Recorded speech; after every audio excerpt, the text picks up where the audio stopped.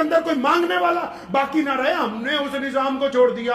ہم نے سوچا صرف نماز پڑھنی ضروری ہے, زکوٰۃ تو ہم ایک ایک روپیہ کر کے بانٹیں گے. تمہارا سکا بھائی غریب ہے, سکی بہن غریب ہے, تمہارا چچا غریب ہے, تمہارا تایا غریب ہے, تمہارا ماموں غریب ہے, تو اسے زکوٰۃ دینے کے لیے تیار نہیں ہے کہ 1 سال کی اکٹھی زکوٰۃ 2-4 لاکھ اس کو دے دوں, یہ سنبھل جائے. نہیں, تو کہہ رہا ہے جی میں 2-2 ہزار کر کے بانٹوں گا. اللہ اکبر. یہ زکوٰۃ کا نظام اسلام کے اندر تمہیں سمجھایا کس نے ہے؟ اور زکوٰۃ تو یہ صرف وہ فرض ہے جو مالداروں پہ دینی. اس کے بعد بھی قرآن نے کہا کہ جو دینا اللہ کے راستے میں اور دو, رکو نہیں, اللہ سے کاروبار کرو, رکو نہیں اللہ کے راستے کے اندر مال خرچ کرنے سے. ہم نے زکوٰۃ کے ساتھ کیا کر دیا؟ زکوٰۃ کے ساتھ بہت سارے تو ایسے ہو گئے کہ جی زکوٰۃ دینے کی ضرورت ہی نہیں ہے. عام سے محاورے کے ساتھ سمجھ لیجئے, آپ کے کوئی جسم پر زخم ہو گیا, آپ ڈاکٹر کے پاس چلے گئے, ڈاکٹر نے کہا چیرا لگائیں گے تو یہ 2-3% خون جو ہے 2-4 قطرے خون کے نکل جائیں گے تو یہ آپ کا زخم ٹھیک ہو جائے گا. تو آپ ڈاکٹر کو کیوں؟ میں تو اپنے 2.5 قطرے خون کے نہیں دے سکتا ہوں کیونکہ جسم بھی میرا, خون بھی تیرا میرا. ڈاکٹر کہتا چلو کوئی بات نہیں. اب 2 مہینے بعد گئے تو پورا پیر ہی خراب ہو گیا. ڈاکٹر نے کہا جی پیر کاٹنا پڑے گا تو باقی جسم بچ جائے گا. نہیں جی, پیر بھی میرا, ہڈی بھی میری, میں تو نہیں کٹواتا. کرتے کرتے اس زخم کی وجہ سے موت آ گئی. یہی زکوٰۃ ہے. دیسی زبان میں سمجھ لو, اللہ نے کہا مال کو پاک کر لو, دوسروں کی ضرورت کو سمجھ لو. ہم نے کہا 2.5% نہیں دینی, مت دو.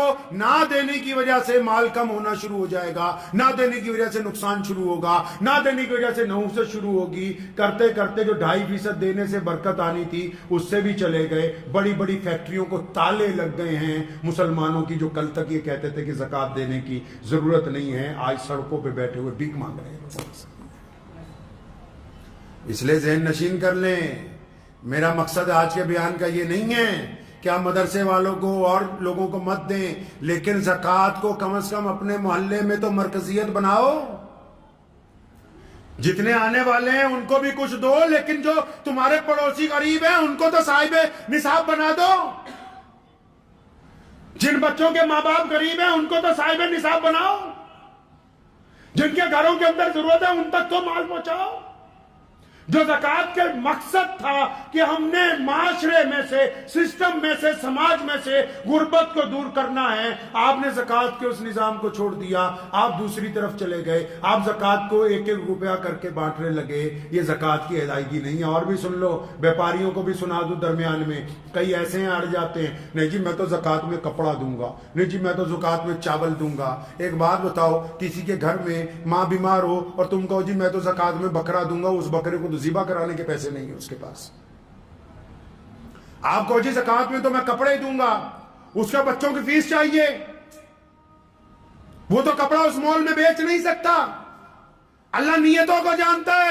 اپنے کنڈم مال کے ذریعے زکوٰۃ دینا چاہتے ہو, اپنے بیکار مال کے ذریعے زکوٰۃ دینا چاہتے ہو, اپنے اس مال کے ذریعے جو تم یہ سمجھتے ہو کہ بک نہیں سکتا, یہ تم سمجھتے ہو کہ تم نے زکوٰۃ دے دی, تم دنیا والوں کو دھوکہ دے سکتے ہو, اللہ کو دھوکہ نہیں دے سکتے. اللہ کو نہیں دھوکہ دے سکتے. اسلام کے اس رکن کو سمجھیے کہ جس کو نماز کے ساتھ جوڑ کر بیان کیا گیا. یہ تو بڑا آفاقی نظام ہے, بڑا خوشی کا معاملہ ہے, استقامت کی بات ہے کہ ہم غربت دور کرنے کے لیے تیار ہیں. یہ ہم نے کیا کر دیا زکوٰۃ کے ساتھ, اور کنجوس بن گئے. بھلے شاہ نے کیا نا کہ مالاں والے سخی نہیں ہوندے, مالاں والے سخی نہیں ہوندے, سخیاں کول مال نہیں ہوندے. مالاں والے سخی نہیں ہوندے, سخیاں کول مال نہیں ہوندے. ایتھے اوتھے دونوں جہاں سخی کدی کنگال نہیں ہوندے. کئی تو کنجوس بن کے بیٹھ گئے نا, کنجوس کے لیے بھی اللہ رب رسول نے لعنت بھیجی ہے. پیسے ہیں, دل چاہتا ہے کہ خرچ دوں, مال کی محبت میں رو رکھا ہے, ہائے میرے پیسے, ہائے میرے پیسے. قرآن نے کہا کہ تو زکوٰۃ نہیں دیتا, اور یہ جن پیسوں پر فخر کرتا ہے, جس سونے چاندی پر فخر کرتا ہے, جو ڈلیاں چھپا چھپا کے رکھتا ہے سونے کی, فرمایا جب مر جائے گا, جب عذاب دیا جائے گا, انہی کو لکڑیوں کی طرح دہکائیں گے کہ لے اس سونے چاندی کا مزہ چکھ لے جو اپنے لیے جمع کر کے رکھتا تھا. سسٹم سمجھ نہیں آتا. آپ کو بینک والا آ کے بولتا ہے کہ 1 لاکھ روپے سال دو, یہ اسکیم ہے, اتنے فائدہ ہوگا. تو یہ جو اسکیم اللہ تعالیٰ نے چلا رکھی ہے, آپ کو یہ زیادہ اچھی نہیں لگتی؟ 700 गुना फायदा अल्लाह से सौदेबाजी का, अल्लाह से मामले का 700 गुना फायदा, कहीं 70 गुना फायदा, कहीं लाख गुना फायदा कि बस अल्लाह के रास्ते में देना है। और फायदा कब होने वाला है जी? ये बैंक जो आपके मरते ही आपके नॉमिनी को पैसे देगा। जिस बैंक में आपका खाता है ना, जब आपका इंतकाल हो जाएगा, नॉमिनी मतलब जिसका नाम आपने भरा हुआ है, उसको आपके हिस्से के पैसे मिलेंगे। लेकिन वो जो खाता अल्लाह के पास चल रहा है, जब आप अल्लाह के हुजूर पेश होंगे, आपके खाते की नेकियां आप ही को मिलने वाली हैं, आपको मिलने वाली हैं आपके खाते की नेकियां।